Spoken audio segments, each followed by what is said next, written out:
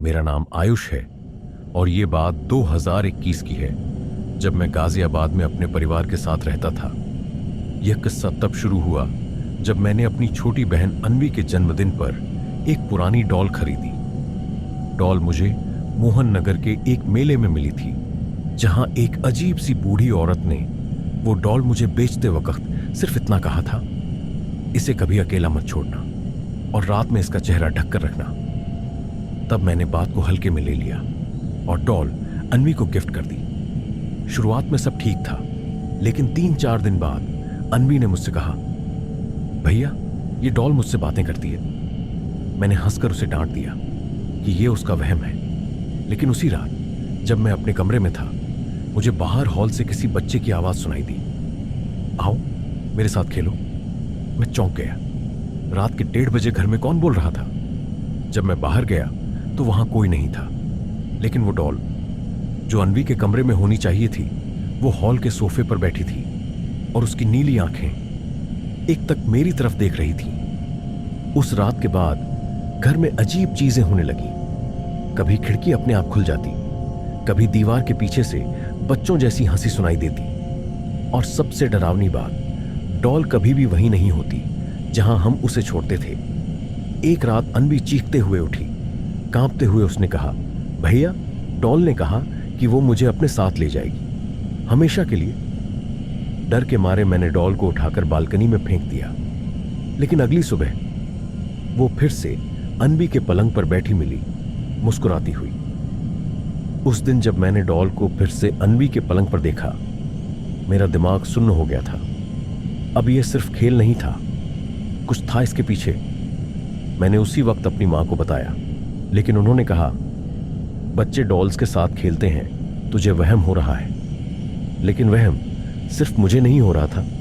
अब मेरी बहन अन्वी भी रात रात भर डरी रहती थी। रात के करीब 3 बजे फिर वही हुआ। मुझे लगा जैसे कोई मेरे कमरे के बाहर फर्श पर उंगलियों से खुरच रहा हो। मैंने हिम्मत करके दरवाजा खोला और वहां डॉल बैठी थी। उसकी नीली आंखें इस बार सीधी मेरी आंखों में देख रही थीं, लेकिन उनमें अब अजीब सी लाल झलक थी। मैंने गुस्से में डॉल को उठाया और नीचे गली में फेंक दिया। लेकिन अगली सुबह डॉल फिर से घर में थी, हमारे मंदिर के पास बैठी हुई। अब मेरी मां भी डर गई थी। उन्होंने कहा, यह डॉल नहीं है बेटा, यह कुछ और है, इसे तुरंत घर से निकालो। मैंने मेले में उस बूढ़ी औरत को ढूंढने की कोशिश की, लेकिन वहां ऐसा कोई स्टॉल कभी था ही नहीं। मेरे दोस्त विवेक ने कहा, आयुष तू गाजियाबाद में पुरानी तिगरी कब्रिस्तान के पास चला जा, वहां लोग ऐसी चीजों के बारे में जानते हैं। मैं और विवेक उसी शाम वहां पहुंचे। एक बुजुर्ग बाबा ने डॉल को देखते ही कहा, तू इस खेल में फंस गया है बेटा, ये डॉल नहीं रूह है, और अब यह तुझसे जुड़ गई है, इससे पीछा छुड़ाना आसान नहीं होगा। बाबा ने मुझे एक उपाय बताया, डॉल को रात 12 बजे उसी जगह छोड़ आओ जहां से इसे लाए थे, लेकिन ध्यान रखना पीछे मुड़कर मत देखना, वरना ये तेरे साथ हमेशा के लिए चल पड़ेगी। उस रात मैं डॉल को लेकर अकेला ही मेले वाली सुनसान जगह पर गया। रात का 12 बजा था और पूरा इलाका सुनसान। मैंने डॉल को जमीन पर रखा और मुड़ने ही वाला था, तभी पीछे से वही मासूम सी आवाज आई, भैया मुझे छोड़कर मत जाओ। मेरा पूरा जिस्म ठंडा पड़ गया, दिल दहाड़े मार रहा था। लेकिन बाबा ने कहा था, पीछे मुड़ना मत। मैंने किसी तरह हिम्मत करके वहां से दौड़ लगाई और घर आकर सीधे अपने कमरे में बंद हो गया। लेकिन कहानी यहीं खत्म नहीं हुई, क्योंकि अगले दिन सुबह डॉल फिर से हमारे घर के गेट के बाहर पड़ी मिली, और इस बार उसके चेहरे पर हल्की सी खरोंचें थीं, जैसे किसी ने उसे जबरदस्ती घसीटा हो। उस रात जब डॉल फिर से गेट के बाहर मिली, मां ने साफ कह दिया, अब बहुत हो गया आयुष, ये चीज हमारे घर में नहीं रहनी चाहिए। मैं भी थक चुका था, लेकिन जब मैं डॉल को उठाने गया, मेरे हाथ कांपने लगे। डॉल का चेहरा बदला हुआ था। उसकी आंखें पहले नीली थीं, अब गहरे लाल हो चुकी थीं, और होंठ जैसे किसी ने सिले हों। तभी मेरी छोटी बहन अन्वी दौड़ती हुई आई और चिल्लाई, भैया रात को वही लड़की मेरे कमरे में आई थी, उसने बोला कि अब मैं उसकी दोस्त बनूं। मेरे रोंगटे खड़े हो गए। मैंने अनवी से पूछा, कौन लड़की? तो उसने बताया, वही जो डॉल के जैसे दिखती है, लंबे बाल और सफेद फ्रॉक पहनी हुई। अब ये सिर्फ डॉल तक सीमित नहीं था, ये चीज हमारे घर में घूम रही थी। मैंने तुरंत विवेक को फोन किया और हमने तय किया कि हमें असली सच्चाई जाननी पड़ेगी। हम दोनों ने इंटरनेट पर और लोकल लोगों से पूछताछ शुरू की। तभी हमें पता चला, सालों पहले इसी गाजियाबाद के पास अकबरपुर गांव में एक छोटी बच्ची सिम्मी की रहस्यमयी मौत हुई थी। कहते हैं कि सिम्मी मेला देखने गई थी और वहीं कहीं गायब हो गई थी। लोगों का मानना था कि उसकी आत्मा मेले में घूमती रहती है और जो भी उस डॉल को घर ले जाता है उसकी जिंदगी में तबाही शुरू हो जाती है। अब सारी कड़ियां जुड़ने लगी थीं। रात होते ही हालात और बिगड़ने लगे। हमारे घर के शीशे अपने आप टूटने लगे। रात को दीवारों से जैसे किसी के नाखून खरोंच रहे हों, ऐसी आवाजें आने लगीं। सबसे खौफनाक पल तब आया जब अनवी अचानक बेहोश हो गई और उसके होंठ हिल रहे थे, लेकिन आवाज किसी और की थी। अब ये मेरी है, तुम इसे मुझसे नहीं ले सकते, विवेक ने मुझसे कहा। आयुष, अगर तुझे इसे खत्म करना है तो उस गांव जाना पड़ेगा जहां यह सब शुरू हुआ था, अकबरपुर। मैं और विवेक अगली ही सुबह अकबरपुर गांव के लिए निकल पड़े। यह गांव गाजियाबाद से थोड़ी दूरी पर था, लेकिन जैसे जैसे हम गांव के करीब पहुंचते हवा भारी होने लगी थी, मानो यहां कुछ दबा हुआ हो। गांव में दाखिल होते ही लोग हमें अजीब नजरों से देखने लगे।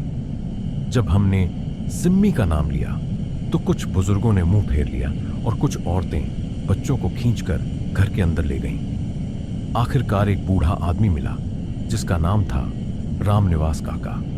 उसने कांपती आवाज में कहा, तुमने उस डॉल को हाथ लगाया है? तुमने बहुत बड़ी गलती कर दी बेटा। हमने सारी बात उसे बताई। अनवी की हालत, डॉल की बदलती शक्ल, घर में हो रही घटनाएं। रामनिवास काका ने धीरे से बताया, सिम्मी कोई आम बच्ची नहीं थी। उसका कत्ल इसी गांव के मेले में हुआ था और कहते हैं उसकी आत्मा उसी डॉल में कैद हो गई थी। तब से जिसने भी वो डॉल अपने घर ले जाई उसका खात्मा हो गया। मैंने घबराकर पूछा, तो मैं क्या करूं काका? मेरी बहन खतरे में है। काका ने कहा, इस आत्मा को शांति तभी मिलेगी जब डॉल को उसी जगह ले जाकर मिटाया जाए जहां सिम्मी की मौत हुई थी, मेले के पुराने कुएं के पास। लेकिन याद रखना, डॉल अब जिंदा है, वो तुम्हें रोकने की पूरी कोशिश करेगी। यह सुनते ही मेरे दिल की धड़कनें बढ़ गईं। हमने शाम होते ही गांव के पुराने मेले की तरफ जाना तय किया। जैसे ही सूरज ढलने लगा और अंधेरा फैलने लगा, माहौल और डरावना हो गया। हम डॉल को एक बोरी में भरकर ले गए, लेकिन रास्ते में बोरी अपने आप हिल रही थी। अंदर से अजीब सी कराहने की आवाजें आ रही थीं और तभी रास्ते में अचानक हवा तेज चलने लगी और हमें लगा जैसे कोई अंधेरे में हमारे पीछे पीछे चल रहा है। विवेक कांपती आवाज में बोला, भाई, ये डॉल अब हमें यहीं खत्म कर देगी। मैंने उसे कसकर पकड़ा और कहा, नहीं, हमें इसे खत्म करना ही होगा। मेरी बहन की जान का सवाल है।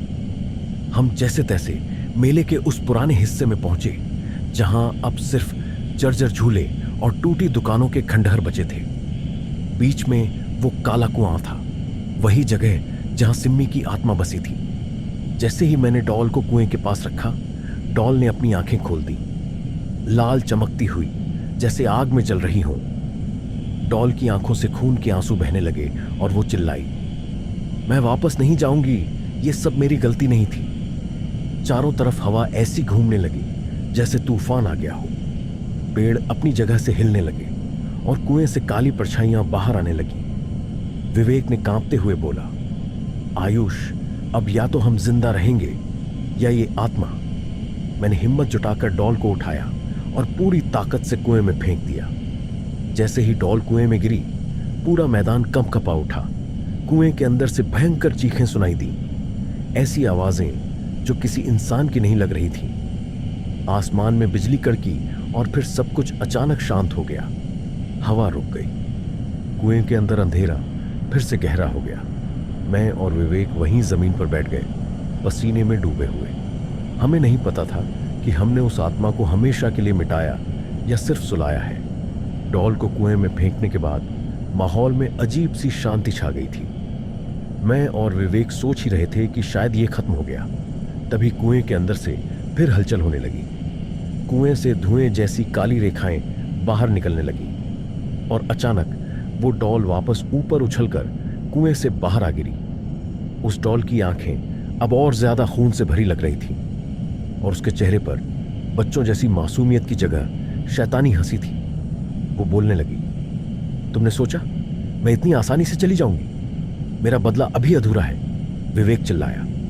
भाई, ये तो अब और ताकतवर हो गई है। मुझे याद आया कि रामनिवास काका ने एक और बात कही थी, जब तक डॉल को आग में जलाकर खत्म नहीं किया जाएगा, आत्मा मुक्त नहीं होगी। मैंने तुरंत विवेक को इशारा किया। हम पास ही पड़े लकड़ियों और पेट्रोल के खाली ड्रम से काम चलाने लगे।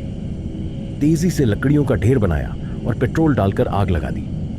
डॉल अब हवा में उड़ने लगी थी और उसका शरीर धीरे धीरे इंसानी शक्ल में बदलने लगा। वो अब सिम्मी की सड़ी गली आत्मा जैसी लग रही थी। उसकी आंखों से आग निकल रही थी और वो हमारी तरफ बढ़ रही थी। जैसे ही मैंने डॉल को आग में फेंका, वो भयानक चीखने लगी, नहीं नहीं, मेरी मां ने मुझे दिया था, मुझे यहां मत छोड़ो। आग भड़की और डॉल के साथ वो काली परछाइयां भी जलने लगी।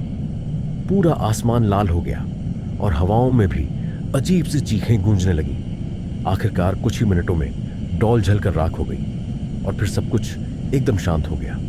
कुएं के पास अब सिर्फ राख थी और हवा में हल्की सी मिट्टी की खुशबू। विवेक ने कांपते हुए पूछा, भाई, क्या ये अब सच में खत्म हो गया? मैंने गर्दन झुकाकर कहा, शायद हाँ, या शायद अभी के लिए। हम वापस लौटे। अन्वी अब बिल्कुल ठीक थी, जैसे कुछ हुआ ही ना हो। घर में सब कुछ नॉर्मल था। लेकिन एक हफ्ते बाद मेरे दरवाजे पर एक पुरानी डिलीवरी आई। डिब्बे के अंदर राख भरी हुई थी और राख के नीचे से वही डॉल की जली हुई आंखें झांक रही थीं। तो दोस्तों, अगर आपको ये कहानी पसंद आई हो तो एक लाइक तो बनता है। नीचे कमेंट करके जरूर बताइए कि अगर आपके साथ ऐसा होता तो आप क्या करते। और हां, हमारे चैनल डर की दस्तक को सब्सक्राइब कर लीजिए ताकि अगली बार जब डर दस्तक दे तो सबसे पहले आपके पास आए। मिलते हैं अगली खौफनाक कहानी में।